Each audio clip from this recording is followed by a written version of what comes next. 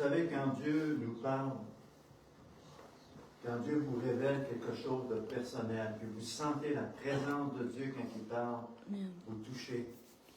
C'est une promesse pour vous. Amen. Amen. Alléluia. Merci Seigneur pour ta présence, merci pour toute ta bonté Seigneur. Amen. Et merci de pourvoir aux besoins de chacun Seigneur. Oui, Seigneur C'est Jésus. au nom de Jésus que nous t'élevons nos offrandes, nous te prions de les bénir et de les multiplier pour ta gloire. Amen.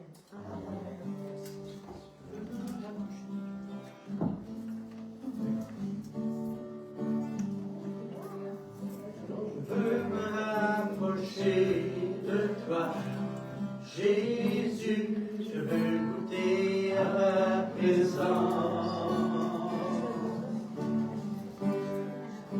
Je veux me rapprocher de toi, Jésus, je veux goûter à ta présence.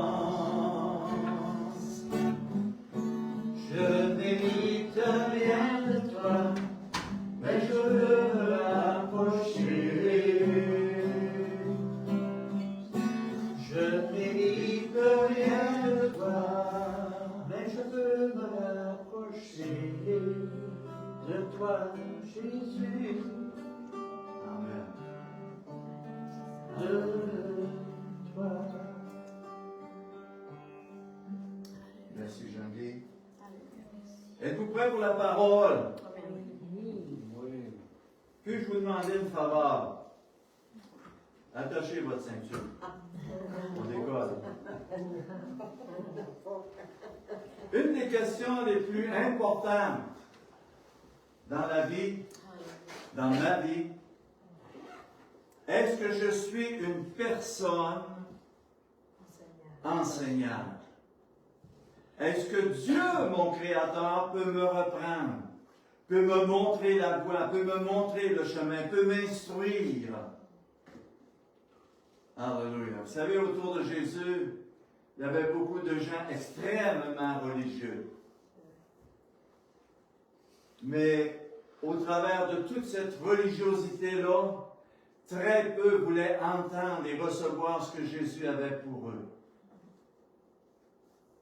C'est triste de réaliser que nous avons la possibilité aujourd'hui d'entendre la bonne nouvelle, de recevoir la guérison, la restauration, la délivrance, la liberté, et d'être transformés pour pouvoir entrer dans le royaume de Dieu. Alléluia. Le titre du message ce matin, c'est une semence qui plaît à Jésus. Seigneur, je te prie ce matin de bénir ta parole dans nos vies, dans nos cœurs. Et puisses-tu au travers de tout cela, Seigneur, nous encourager, nous exhorter et nous transformer pour que nous devenions semblables à Jésus de Nazareth. En amour, en pensée, en parole, en action, que tu puisses prendre plaisir à agir en nous et au travers de nous et à faire couler tes fleuves d'eau vive qui portent la vie, qui amènent la guérison, la délivrance et la paix dans nos vies, dans nos familles, dans notre environnement, dans nos villes, dans nos villages, dans notre province, dans notre pays et dans ce monde. Au nom de Jésus, nous prions. Amen. J'ai essayé quelque chose cette semaine. Si je n'étais pas si pesant, je le referais. Bon, moi le faire. Vous savez, quand vous aurez mon âge, vous allez comprendre. Savez-vous qu'est-ce qui va se passer si je débarque de la chaise? Est-ce que je vais monter ou si je vais descendre? Là, je ne le ferai pas à cause de mon âge. Mais, voyez-vous, Dieu, notre Créateur, qui a créé les cieux, la terre, les hommes, les femmes, les animaux, toutes choses, a établi des lois irrévocables, des lois qui sont éternelles, des lois qui ne peuvent pas être changées ni bafouées. Si je saute, la gravité de la loi de Dieu, qui a établie par Dieu, va m'attirer sur la terre. En connaissez-vous bien qui sautent et qui vont monter en l'air? À part une ballonne avec l'hélium dedans. Mais voyez-vous, ce sont des lois naturelles. Mais les lois naturelles nous révèlent qu'il y a aussi des lois spirituelles. Si nous transgressions n'importe quelle de ces lois naturelles ou spirituelles, que je sois chrétien ou mondain ou du monde, ça ne change rien. Les lois sont bafouées. Et si je bafoue des lois, il y a des conséquences à mes transgressions. Il y a des conséquences à mes désobéissances. C'est la loi de Dieu. Et elle est bonne. Et lorsque nous venons à Jésus, nous apprenons à le connaître. Nous apprenons à connaître ses lois, ses préceptes, ses ordonnances. Nous apprenons à nous approcher de lui de la bonne manière. Alléluia! Parce qu'avant de connaître Jésus, il nous était impossible de nous approcher de Dieu ou d'être même reçus de Dieu. Impossible! Savez-vous pourquoi? Parce que Jésus a déclaré, « Je suis le chemin, la vérité et la vie. Je suis la porte. Nul ne vient au Père que par moi. » Je pouvais penser, je pouvais agir, mais si je ne faisais pas les lois que Dieu a établies pour entrer dans le royaume de Dieu, je me leurrais, je me trompais, je me séduisais, je m'endurcissais moi-même. Comprenons-nous cela, à quel point c'est important? Je vais vous parler aujourd'hui d'une loi. J'espère d'avoir le temps. Ça s'appelle la loi de la semence. Nous récoltons ce que nous semons, qui que tu sois. Ça nous dit dans Genèse 1, au verset 12, « La terre produit de la verdure, l'herbe porteuse de semences selon son espèce, des arbres donnant le fruit et ayant en eux leur semence, selon leur espèce, Dieu vit que cela était bon. » Voyez-vous, tout ce que Dieu a créé, à chacun de nous, il y a de la semence pour se reproduire. Amen? Si je suis un voleur, puis que j'élève des enfants, il y a des bonnes chances que je vais les élever à devenir tout croche, à devenir voleur. Amen? C'est la loi. Parce qu'on récolte ce qu'on sème. Et nous devenons pour Dieu des représentants. Si je représente Satan, je vais représenter les ténèbres, le mal, la noirceur, la méchanceté. Et si je représente Jésus, le but de Jésus, c'est de nous amener à le représenter dans notre amour, dans les fruits d'esprit, dans la douceur, dans la bonté, dans la tempérance, dans la sainteté. Ça fait partie des fruits de l'esprit que Dieu donne et que Dieu sème. Vous savez, quand tu es né de nouveau, il s'est passé un miracle extraordinaire. Un miracle unique. Tu n'en vivras jamais deux fois ce même miracle-là. Dieu a pris la vieille semence des ténèbres qui te nuisait, qui te rendait malade, qui te rendait esclave, qui te rendait lié. Il l'a jeté dans la mer de l'oubli. Là, il devrait avoir un gros « wow ». Oui, Il a jeté mon péché, il a jeté ma méchanceté, il a jeté mes mauvaises pensées, il a jeté mes colères, mes animosités, mes adultères, ma pornographie, il a jeté tout ce qui est mal. Il mouille. Il a jeté tout ce qui est mal. Et après ça, il a mis dans mon jardin, dans mon cœur, une nouvelle semence. Sa semence. Alléluia. Une nouvelle vie, c'est la semence de Jésus en moi. Une nouvelle vie, c'est la nature de Jésus en moi. Est-ce que Jésus était menteur? Est-ce que Jésus était croche? Est-ce que Jésus était ratoureux? Est-ce que Jésus était... il aimait les femmes? Non. C'est sûr qu'il les aimait, mais de la bonne manière.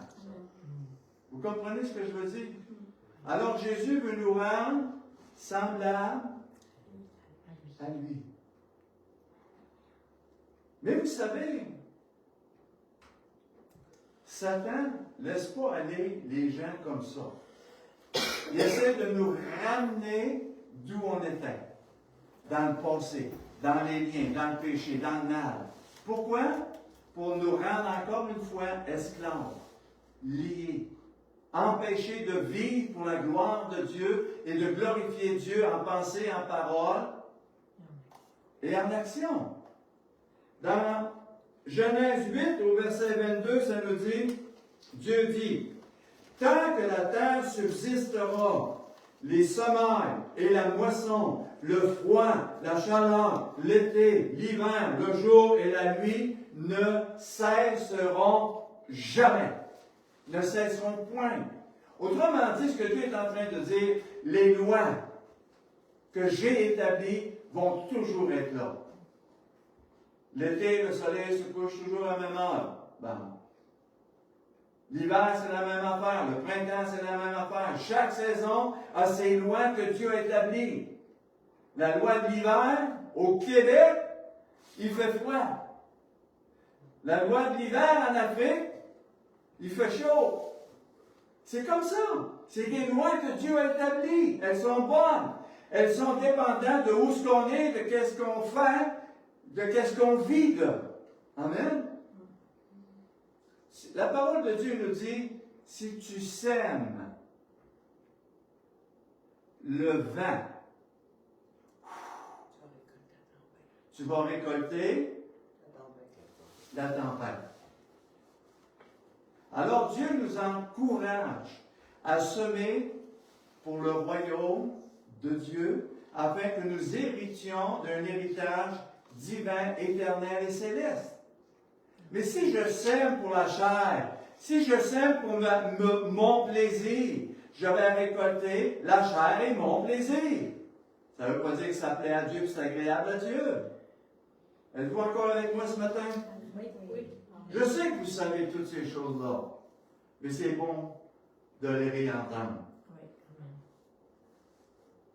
Isaïe 55 au verset 10, Jésus déclare, « Comme la pluie et la neige descendent des cieux, elle n'y retourne pas sans avoir arrosé et fécondé la terre.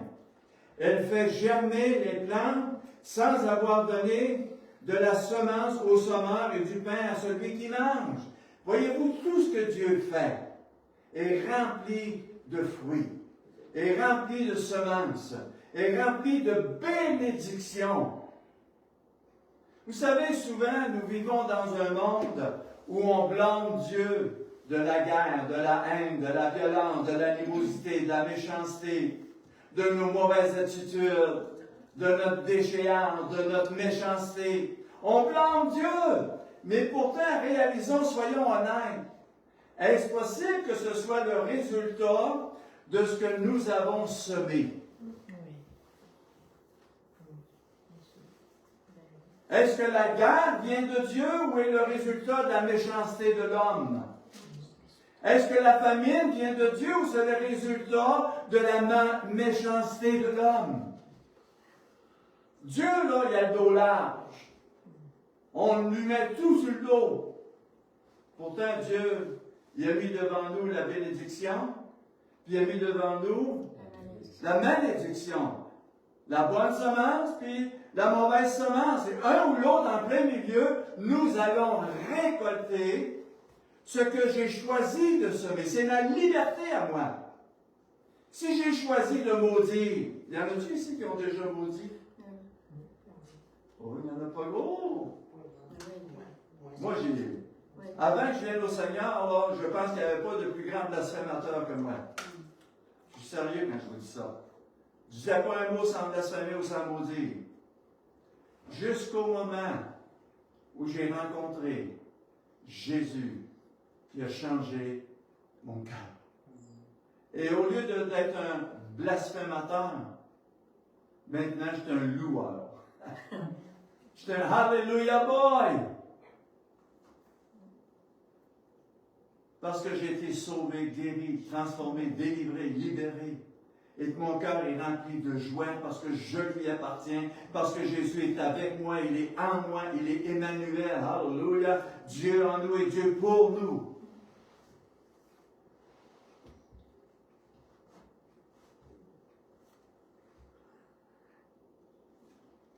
Qui que ce soit, chrétien ou non chrétien, nous récolterons ce que nous semons.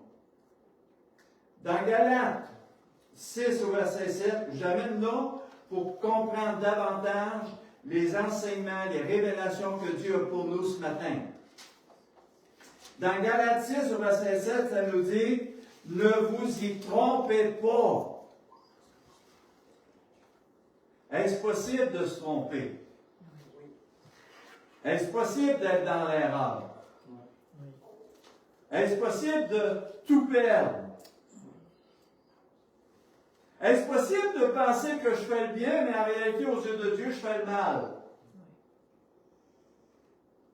Non, je ne suis pas sûr que vous avez compris celle-là. Est-ce possible de penser que je fais le bien? Quand les Juifs ont crucifié Jésus, ou les Romains ont crucifié Jésus, pour eux autres, c'était la chose à faire. Ils pensaient faire bien. Quand Paul allait mettre en prison les chrétiens, avant de rencontrer Jésus sur le chemin de Damas, quand Paul mettait à mort les chrétiens, il pensait réellement qu'il faisait la bonne chose. Jusqu'au jour où il rencontre Jésus. Et Jésus, la première des choses qu'il lui dit, « Paul, pourquoi me persécutes-tu? Pourquoi tu sèmes des choses mauvaises? Pourquoi tu fais le mal au lieu de faire le bien? » Alors Paul lui a posé la seule et bonne question qu'on devrait se poser. Qui es-tu, Seigneur? Et Jésus lui a répondu, je suis Jésus de Nazareth, celui que tu persécutes. Avez-vous la moindre idée comment Paul, qui pensait vivre pour Dieu, être agréable à Dieu, faire les choses de Dieu, lorsqu'il a vu Dieu en face en parlant de Jésus, sur le chemin de Damas, il est tombé à terre, il est désécaillé sur ses yeux, il est devenu complètement aveugle. Et c'est Jésus qui lui parle. Il lui révèle sa situation, il lui révèle son état, il lui révèle comment est-ce qu'il est aux yeux de Dieu. Pourtant, il était certain de plaire à Dieu et d'être agréable à Dieu. Et Jésus lui a dit, il doit être dur, Paul, de regimber contre les aiguillons. C'est tellement dur, tellement orgueilleux, tellement pharisien. Ça va être dur, Paul. Mais dès cet instant, Jésus, Paul s'est ouvert, tout grand, sans aucun compromis. Paul va jusqu'à dire, dans ses épîtres, je regarde mon passé de pharisianisme, je regarde mon passé de la manière de vivre comme de la boue. Regardez-vous votre passé comme de la boue, frères et sœurs? Ou si vous avez encore votre passé, vos méchancetés, votre façon de faire, vos mauvais désirs, vos mauvais penchants. Regardez-vous encore cela comme « Oh, c'est pas si pire que ça. » Vous savez, le péché pour l'homme, c'est pas si pire que ça. Voyons, si Dieu va m'envoyer en enfer à cause d'un péché, voyons, Dieu est bon. T'as une mauvaise compréhension de Dieu, mon frère, ma soeur. Connaître Dieu, c'est Dieu est un Dieu qui est 3 fois saint. Aucun péché, aucun mauvais désir, rien ne peut aller dans sa présence à moins d'être lavé, purifié par le sang de l'agneau. Alléluia! Ne vous y trompez pas. Et je vais vous le dire sincèrement, je suis convaincu, puis là je dis un chiffre vraiment minimum que 50% du mouvement évangélique mondial est leurré, trompé, séduit. Est-ce que vous comprenez ce que je suis en train de vous dire? Pourquoi? Parce qu'ils prennent leurs pensées et leurs désirs comme ceux de Dieu. Ils ne marchent pas dans la crainte de Dieu, dans l'obéissance à la parole de Dieu, dans la soumission, dans l'humilité et dans l'amour que Dieu nous demande de faire les uns aux autres. Ils ne marchent pas selon la parole de Dieu, mais ils marchent beaucoup plus selon « Oh, on a des émotions dans cette assemblée-là, c'est tellement le fun. J'ai vu des gens se rouler à terre. J'ai vu des gens marcher comme des serpents à terre. J'ai vu des gens sauter. Oui, encore, j'ai vu des gens sauter partout.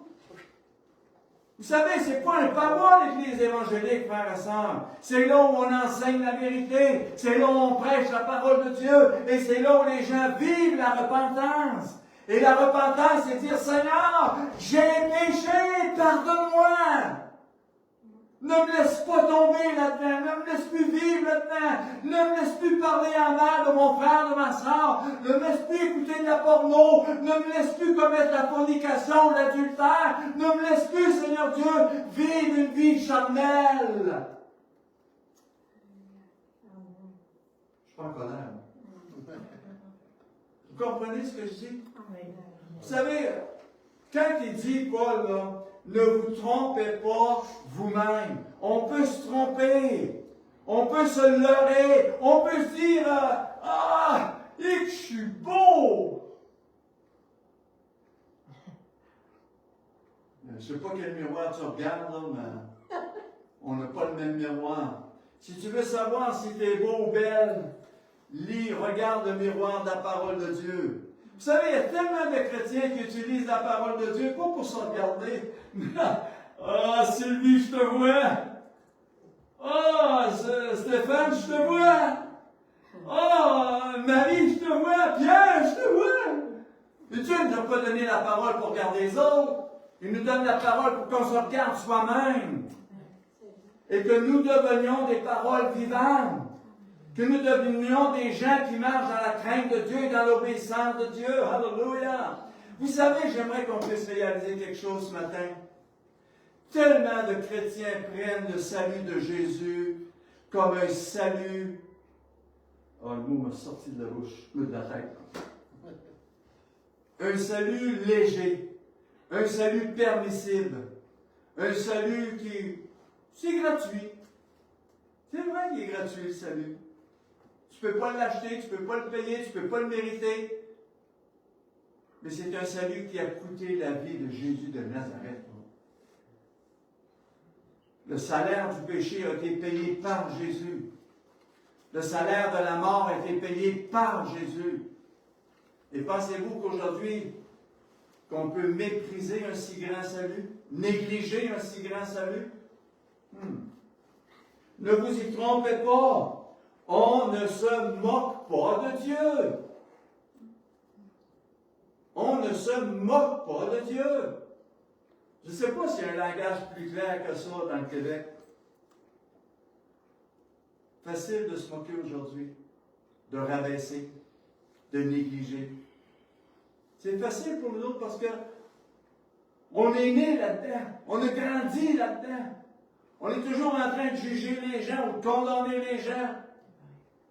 On est toujours en train d'analyser les situations selon notre point de vue et non pas selon le point de vue de Dieu, qui est complètement différent au nôtre. Dieu a dit, mes voies ne sont pas tes voies. Mes pensées ne sont pas tes pensées. Autant les cieux sont éloignés de la terre, autant mes voies et mes pensées sont différentes des tiennes. Alléluia! Alors, je dois absolument me mettre sur le même diapason de Dieu en mettant en pratique la parole de Dieu. Ce qu'un homme aura semé, il le moissonnera aussi. Ça, c'est Paul qui a écrit ça dans l'Épître aux Galates. L'Épître aux Galates, c'est une épître qui a été écrite pour l'Église. Êtes-vous d'accord? L'Église. Et l'Église, c'est nous.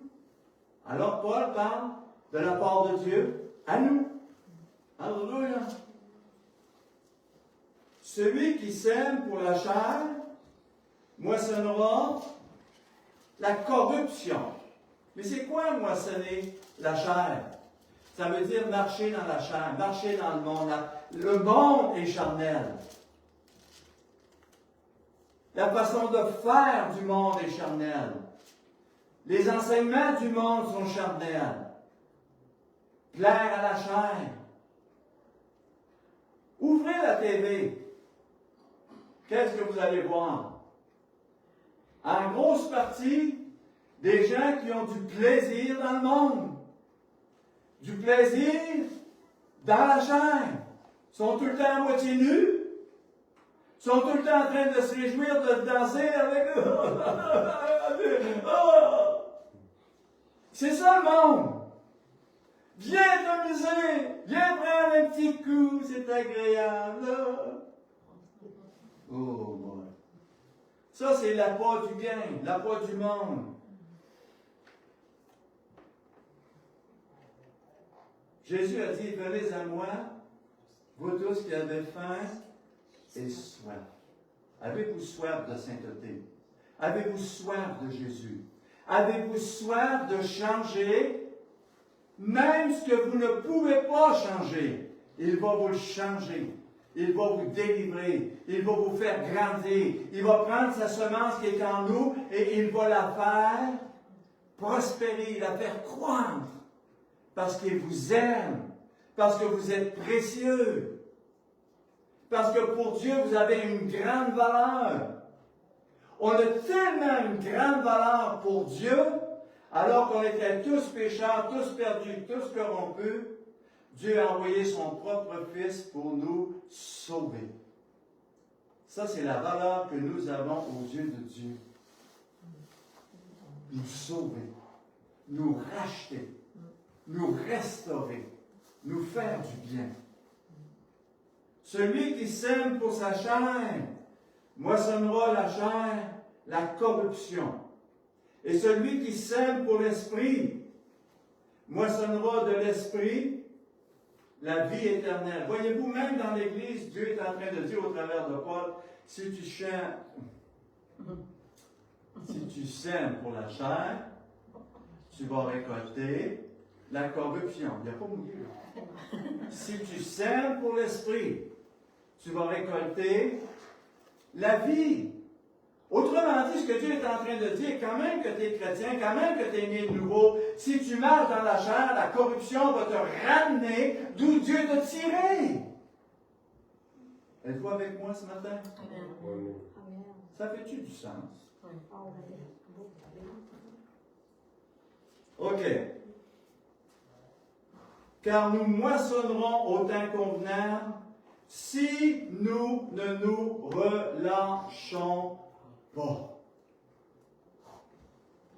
OK. Si nous ne nous relâchons pas, je vous l'ai dit, dans cette assemblée ici, j'ai connu cette assemblée ici, moi je vous parle, il y a 48 ans que j'étais ici, pas dans ce local ici, d'un autre local qu'on avait, mais on était au-dessus de 100. Et la gloire de Dieu était tellement énorme dans l'endroit où on louait Dieu, que les gens venaient de partout parce que la présence de Dieu, les guérisons, les signes, les prodiges se manifestaient au milieu de cette assemblée. Et aujourd'hui, la plupart ont relâché. La plupart ont parti. La plupart ont abandonné. Pour toutes sortes de raisons. Même s'il n'y en a aucune qui est valable aux yeux de Dieu. Aucune.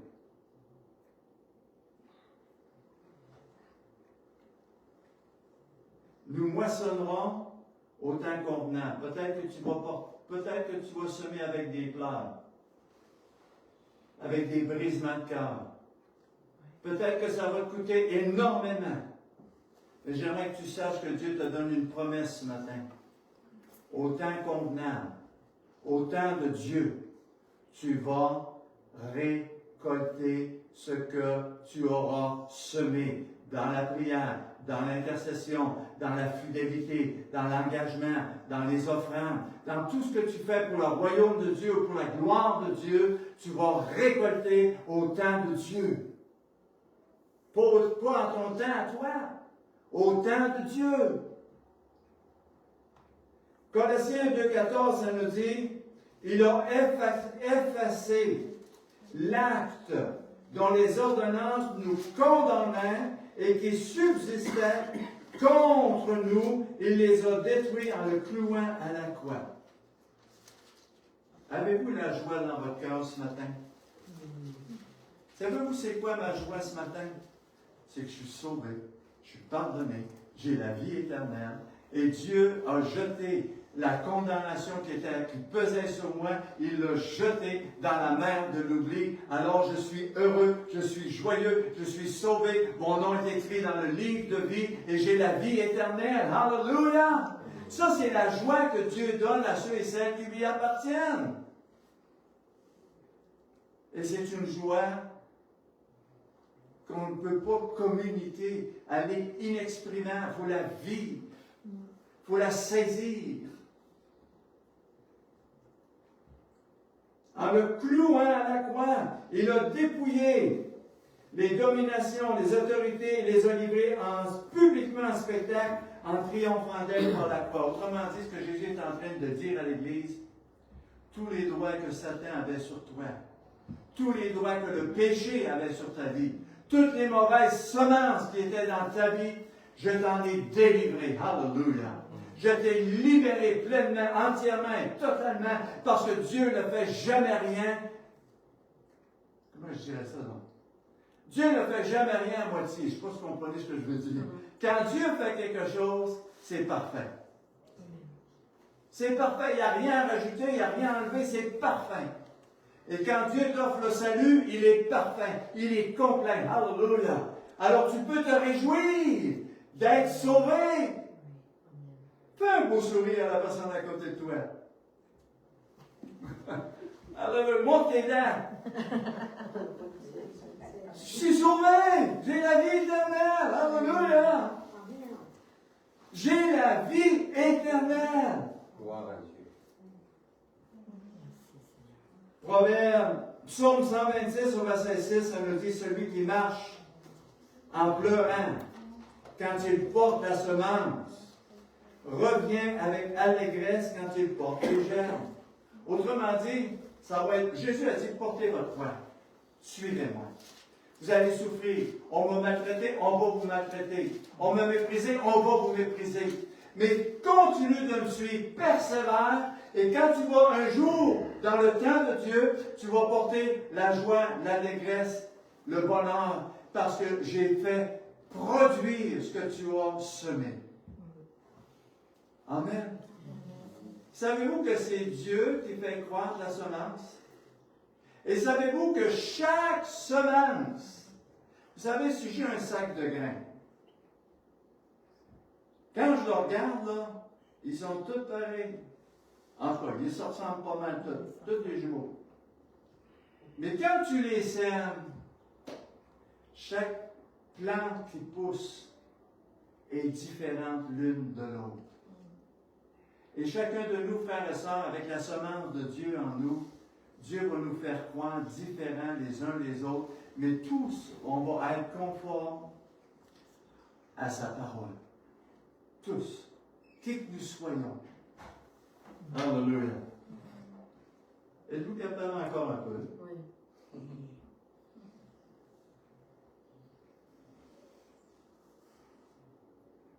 Celui qui marche en pleurant quand il porte la semence revient avec allégresse quand il porte les germes. On parle ici de persévérance, de marche spirituelle, de combat spirituel. Dans Galates 6 au verset 7, je l'ai lu tantôt, ça nous dit, ne vous y trompez pas, on ne se moque pas de Dieu, ce qu'un homme aura semé, il le moissonnera. Celui qui sème pour sa chair, moissonnera la corruption, celui qui sème pour l'esprit, moissonnera la vie éternelle. Deux sortes de semences. Une charnelle. Vous savez, si vous copiez le monde est charnel. Copiez pas le monde. Copiez Jésus. Copiez la parole de Dieu, afin de porter du fruit digne de repentance, du fruit spirituel qui plaît à Dieu, qui glorifie Dieu. Alléluia. Vous savez, on a juste une vie. Hébreu nous dit qu'il est donné à l'homme de vivre une fois. Après quoi vient le jugement. Frères et sœurs, pour entrer, réalisons là que Jésus nous appelle à entrer dans son royaume éternel. Une vie éternelle, remplie de paix, de joie, d'amour, de bonté, d'abondance, de richesse, de trésor. Il n'y a pas de mots sur la terre pour exprimer tout ce qu'il donne et tout ce qu'il a préparé d'avance pour ceux et celles qui l'aiment. J'aimerais aussi que vous pensiez à l'autre côté de la médaille. Ceux qui n'ont pas la vie éternelle, qui vont passer devant le trône de Dieu, devant le jugement de Dieu, ils vont avoir une perdition éternelle, une condamnation éternelle, un châtiment éternel, une douleur éternelle.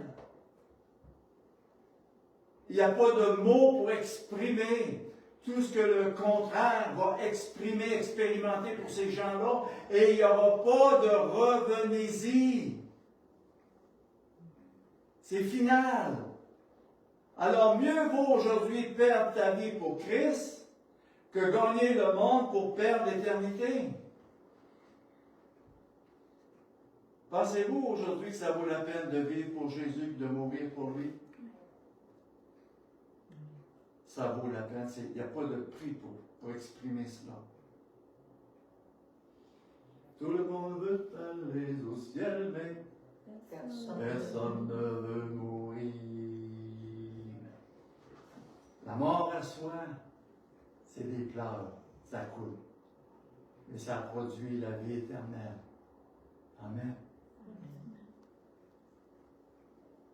Galates 6 au verset 9, Paul dit: ne nous lassons pas de faire le bien, car nous moissonnerons au temps convenable, si nous ne nous relâchons pas. Je vous l'ai parlé tantôt, mon frère, facilement au-dessus de 200, beaucoup plus que 200 ici. Mais beaucoup ont abandonné, beaucoup ont relâché, pour toutes sortes de raisons. Pensez-vous qu'il y a une raison valable d'abandonner Christ dans le royaume de Dieu lorsqu'on passe devant le jugement de Christ? Il n'y en a pas. Aucune raison valable.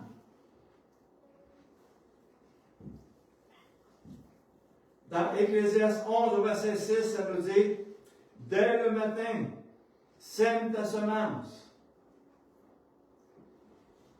Qu'est-ce qu'il veut dire par là? Dès le matin, qu'est-ce qui est important pour toi? Ma première pensée, c'est le toaster. Puis me faire 2 belles toasts. Puis c'est le four avec un plat dessus pour faire des œufs, puis du bacon, puis tout ce que vous voulez. Wow! Ta première pensée devrait être: Seigneur, parle à ton serviteur. Seigneur, je veux m'approcher de toi, je veux t'adorer. Savez-vous qu'est-ce que Dieu disait à Israël? Quand tu te lèves dans le désert, avant que le soleil se lève, lève-toi puis va chercher la manne que j'ai faite tomber. Parce que quand le soleil va se lever, la manne, il n'y en aura plus. La manne, c'est la parole de Dieu. Ce que ça veut dire, c'est que quand tu te lèves, puis croyez-moi donc, pour beaucoup, c'est très dur de mettre Dieu en premier dans leur vie. Parce que la chair, cette chair-là, qui est très chère, a des désirs contraires à ceux. Ah, tu le feras plus tard. Ah, va donc manger 2 bonnes toasts, puis 2 œufs, puis des thèmes. Ah, là, j'ai mangé, mais excuse-moi, Seigneur, tu comprends, j'ai pas le temps, il faut que j'aille travailler. Écoute, c'est mon travail, là, écoute. Je sais que tu comprends tout ça. Quand le soir va revenir, Seigneur, on passera un bon temps ensemble. Le soir, il arrive, c'est le temps de manger, Seigneur, tu peux t'attendre un peu, là. Là, tu manges. Puis quand tu as mangé le soir, après avoir dormi, tu t'assieds sur ta chaise dans le salon en regardant la télé, puis là, tu es trop fatigué. Là, le Seigneur, il comprend ça, le Seigneur, voyons. Voyez-vous, la chair a des désirs contraires à ceux de l'Esprit de Dieu. La chair peut toujours nous empêcher, nous éloigner. Puis en tout cas, il y a toujours cette petite voix-là qui dit, Dieu te comprend, c'est pas grave. Avez-vous déjà entendu cette voix-là? Dieu te comprend, c'est pas grave. Moi, je l'entends toujours.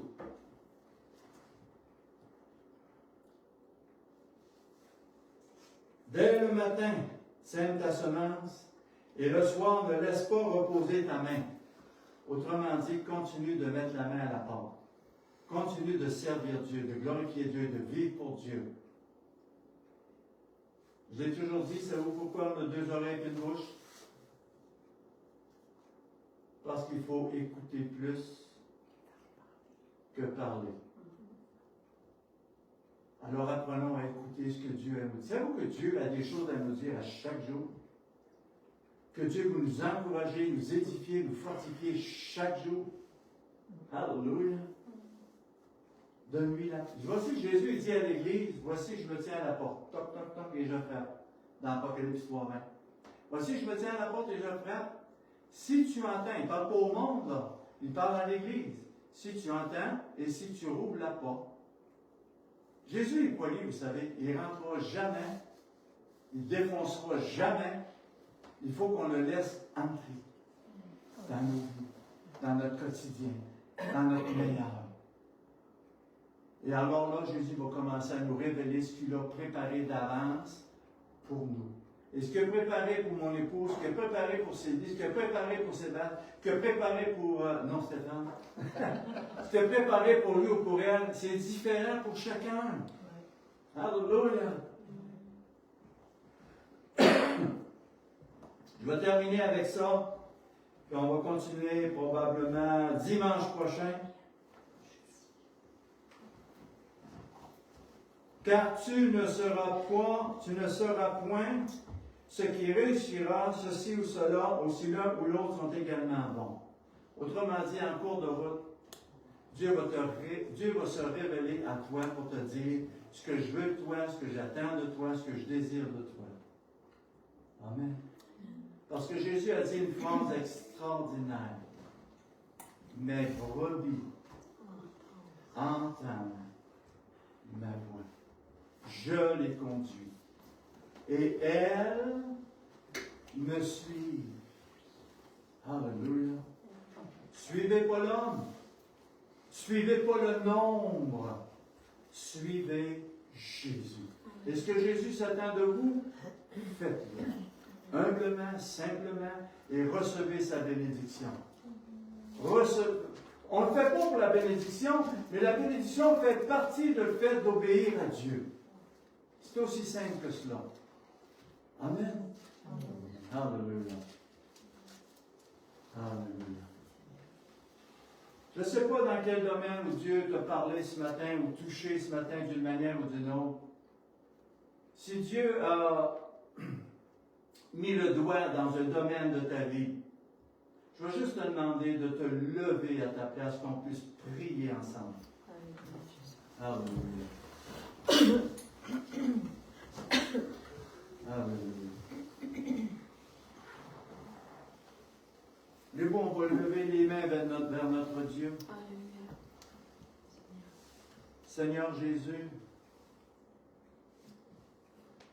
il est écrit dans ta parole de Dieu de venir à toi tel que nous sommes. Et nous voici ce matin devant le trône de ta grâce. Seigneur, Daniel priait et il disait, Seigneur, j'ai péché, mon peuple a péché, et je me repens pour moi, pour mon peuple. Afin, ô Dieu, que tu puisses nous relever, nous encourager, nous fortifier, nous affermir, et faire en sorte que nous devenions, chacun de nous ici présents, des hommes et des femmes selon le cœur de Dieu. Aide-nous à te donner la première place. Aide-nous à te donner la priorité dans nos vies. Aide-nous à te rechercher, à te désirer par-dessus toutes choses. Aide-nous à être fidèles dans nos assemblées. Aide-nous à être fidèles même quand on est seul, Seigneur. Tu t'attends à ce qu'on soit fidèles et qu'on soit des témoignages, non seulement pour nous-mêmes, mais pour toute la créature et création de Dieu.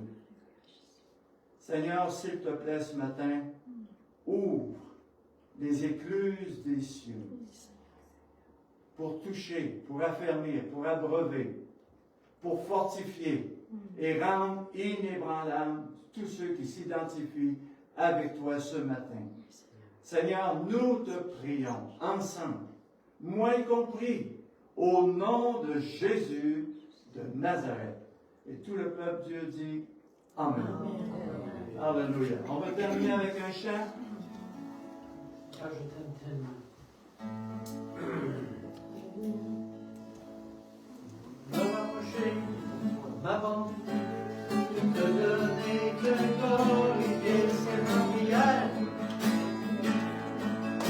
Me consacrer, faire ta volonté, me proclamer, je t'aime, c'est ma prière. Car je t'aime tellement, Seigneur Jésus. Car je t'aime tellement, Seigneur Jésus. Car je t'aime tellement, Seigneur Jésus. Alléluia. Me rapprocher, m'abandonner, tout donner, te glorifier, c'est ma prière. Me consacrer, faire ta volonté, te proclamer, te faire aimer, c'est ma prière. Car je t'aime tellement, Seigneur Jésus. Car je t'aime tellement, Seigneur Jésus. Car je t'aime tellement, Seigneur Jésus. Alléluia. Savez-vous que Dieu a préparé d'avance des choses extraordinaires pour chacun de nous cette semaine? Écoutons, approchons-nous de lui et que la grâce de Dieu vous accompagne dans tout temps. Vous êtes bénis de Dieu. Amen. Alléluia.